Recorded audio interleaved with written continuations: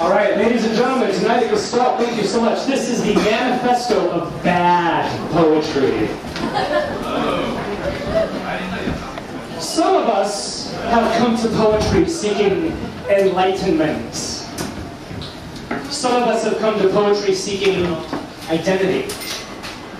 Some of us have come to poetry seeking revolution or catharsis. Some of us have come to get published. Most of us have come to get laid. I say poets should come to poetry seeking all of the above, but even if all poets could actually be made to agree to this, how would you ever get them all to agree to a method of achieving this multi-gold pseudo-ideal? The answer, I declare, is bad poetry. And I mean that without irony. I mean, fuck irony anyway. It has no place in bad poetry, or even great poetry for that matter. Irony only belongs in fair to Midland poetry. Ladies and gentlemen, tonight I am talking about really, really, really bad poetry, which is not as easy to produce as you might think it would be. Poetry in the postmodern era is the punk rock of literature, but bad poetry requires truly Herculean lunkheadedness.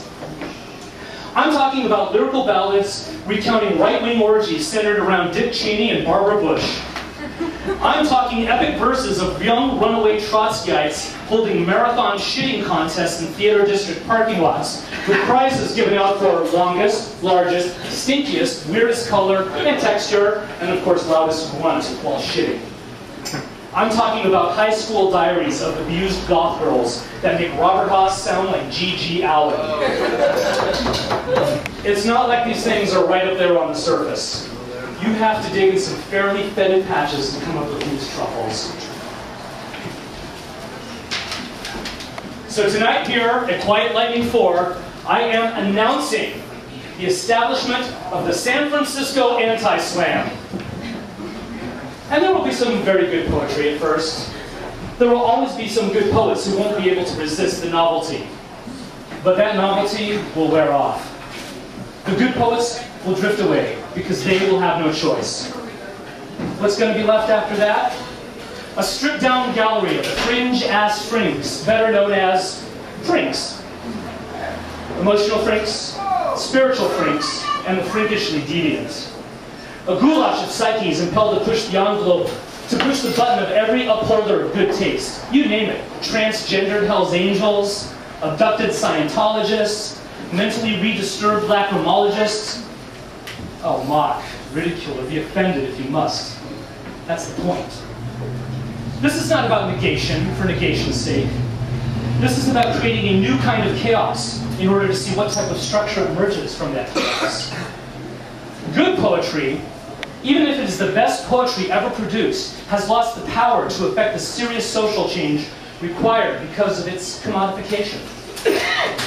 Only the worst poetry will allow the discourse of a tolerable, practical existence to endure.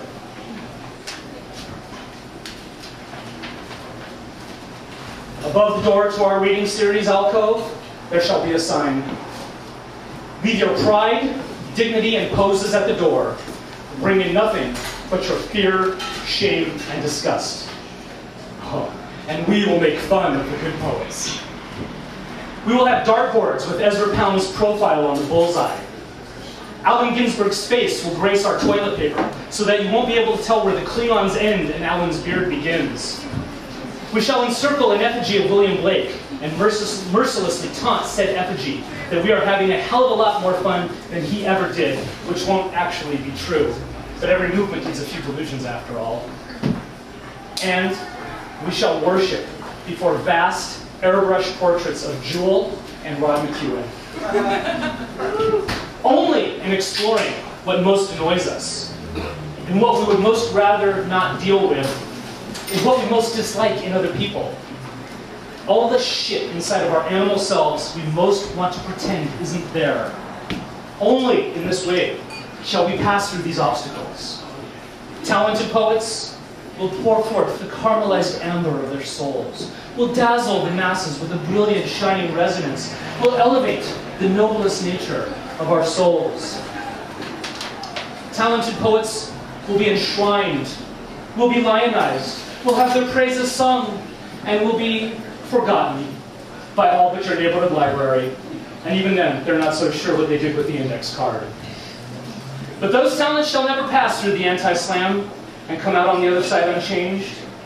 When all the neocons and all of the free market liberals have finally managed to consume all the stuffy, uncool intellectuals, we shall be the ones left over to remind them what life was like before they killed it all off. And by that time, hopefully, we will have figured out how to take over the rest of the world.